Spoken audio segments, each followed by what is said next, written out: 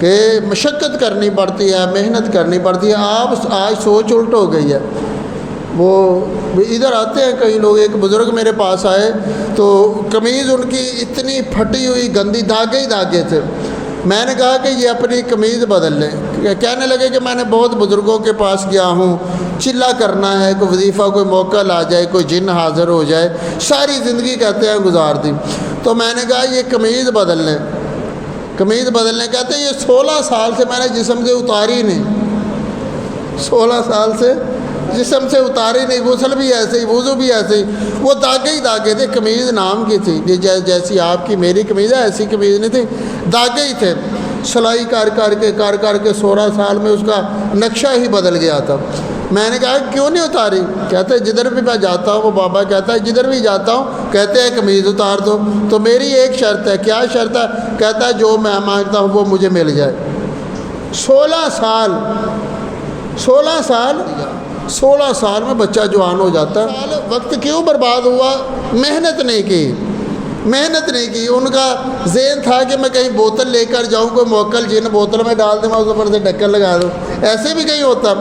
کلو دودھ نہیں دیتا کوئی بغیر پیسے کے، ہوتا دیتا ہے کوئی؟ گندا لوٹا کسی کے پاس واش روم کا لے جائیں، پیسے بھی لے جائیں کہ اس کو کہے اس میں دودھ ڈال دیں، وہ کیا کہے گا؟ عقل مند کہے گا؟ گالی دے گا، برا بولے گا، یار پاگل ہے، جا چلا جائے ادھر سے، لوٹا لے کر آ گیا دودھ لینے۔ بلکہ نیا لوٹا بھی دودھ والے کے پاس لے جائے وہ پھر بھی نہیں ڈالے گا، وہ کہے گا یار دودھ لوٹے میں ڈالا جاتا ہے۔ دودھ اللہ کی خوبصورت نعمت ہے، طاقت دینے والی نعمت ہے۔ اس کے لیے پاک برتن چاہیے، خوبصورت چیز کے لیے خوبصورت برتن چاہیے۔ تو خوبصورت مقام کے لیے پھر خوبصورت نیت چاہیے، خوبصورت دل چاہیے۔ تو عرض کرنے کا یہ ساری باتیں مقصد یہ تھا کہ مقام اسی کو ملتا ہے، نام اسی کا ہوتا ہے جو محنت کرتا ہے، مشقت کرتا ہے۔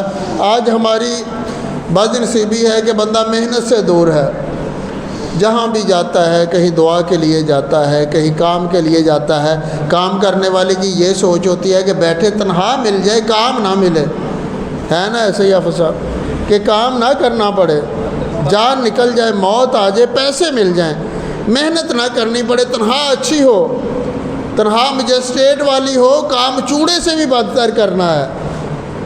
تنہا جو ہے پورا پنجاب کا جو ڈپٹی ڈائریکٹر ہے اس کے برابر ہو مال، تو کام جمع دار جیسا بھی نہیں کرنا۔ محنت ختم ہو گئی۔ اب ہم کہتے ہیں کہ ہم ہوا میں اڑ، اب درویشی کی طرف آ جائے۔ جیسے وہ بزرگ 16 سال کا ہے، بندہ کہتا ہے میں درویش بن جاؤں، فقیر بن جاؤں، پیر بن جاؤں، میرے بیان میں اثر ہو جائے، تصویر پیدا ہو جائے، میں نظر جما کر دیکھوں تو بندہ پھڑک جائے، میں ہاتھ اٹھا دوں تو بندہ ٹھیک ہو جائے۔ محنت کیا ہے؟ محنت زیرو ہے۔ نہ کوئی وظیفہ کو وظیفے کر لو، وظیفہ بھی نہیں کرنا، آپ کے پاس کس لیے آئے ہیں؟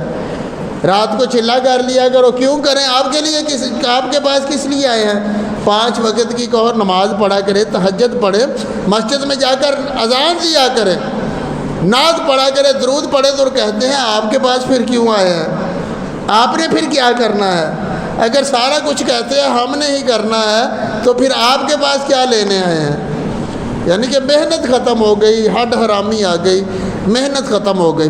اور مقام روحانیت میں بھی اللہ کا ولی وہ بنا، غوث وہ بنا، کتب وہ بنا جس نے محنت کی، جس نے نماز نہیں چھوڑی، جس نے حج کیے، جس نے عمرے کیے، جس نے اللہ اللہ کی، ہزاروں لاکھوں لوگوں کو ذکر و اذکار کرنے پر لگا دیا۔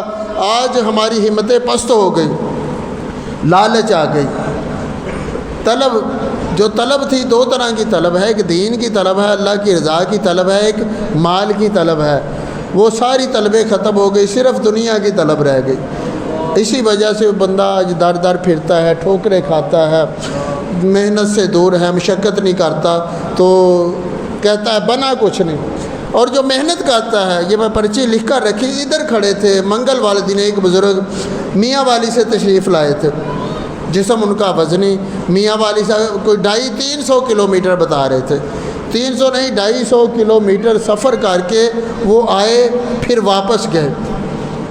ادھر گھنٹہ 2 گھنٹے بیٹھے، دل کے مریض تھے، 2010 تھے، جوڑوں کا درد تھا، ادھر کھڑے ہو کر بتا رہے تھے کہ پہلے میں کھڑا نہیں ہو سکتا تھا، چل پھر نہیں سکتے تھے، اب ادھر کیا کیا، ان کو درود کیا پڑھنے پر لگا دیا ذرا،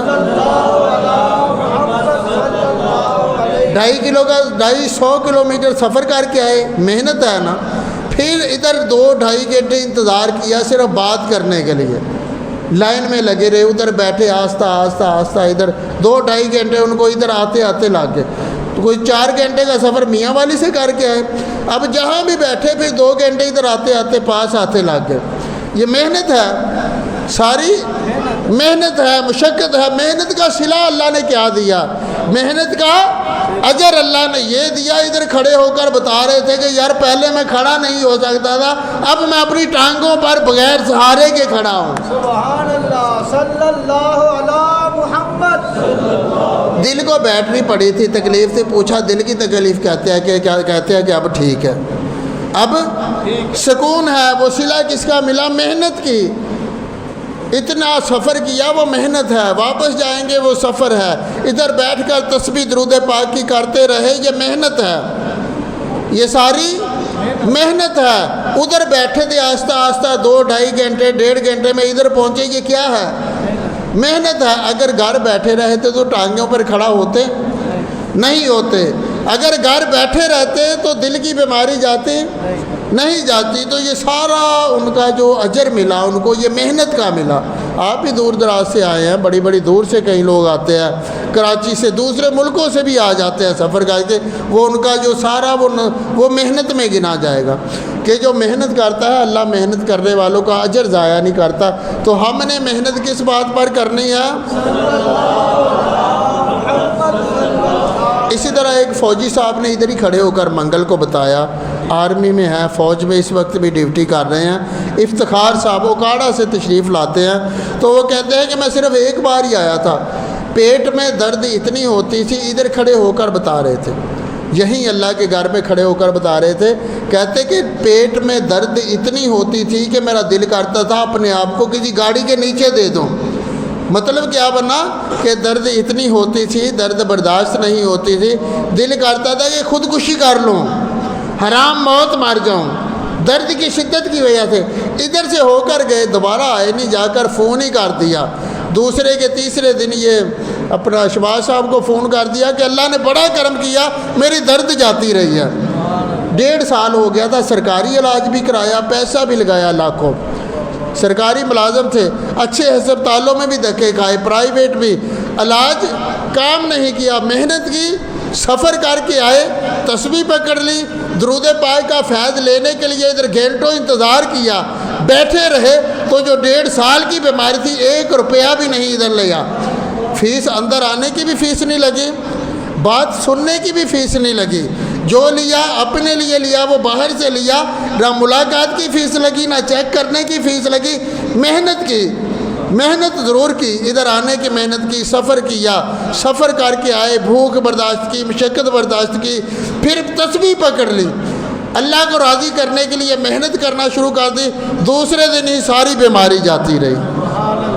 تو محنت کے بغیر کچھ نہیں ملتا۔ تو ہمارے پاس تو بات ہی ایک ہے، زیادہ مشقت والا کام ہی نہیں، تسبیح پکڑ کے کیا کرنا ہے؟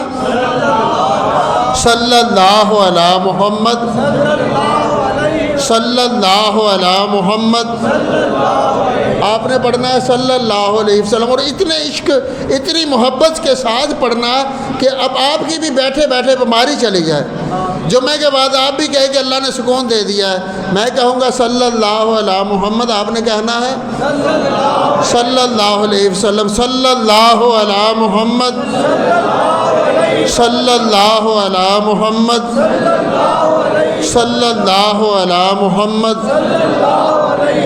اللہ تعالی ہمیں دین کے معاملے میں محنت کرنے کی توفیق عطا فرمائے، اپنی رضا کے کام کرنے کی، ان میں محنت کرنے کی، دین کے لیے محنت کرنے کی، رب کو راضی کرنے کے لیے محنت کرنے کی اللہ توفیق عطا فرما دے، درود پاک پڑھنے پڑھانے کے لیے محنت کرنے کی توفیق عطا فرما دے۔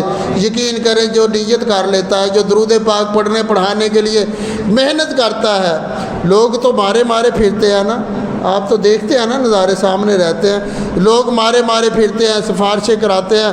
جو درود پاک پڑھنے پڑھانے کی نیت کر لیتا ہے، اللہ جو لوگ بھاگ بھاگ کر حاصل کرتے ہیں، اللہ وہی کامیابی اس کے دروازے پر لا کھڑی کرتا ہے۔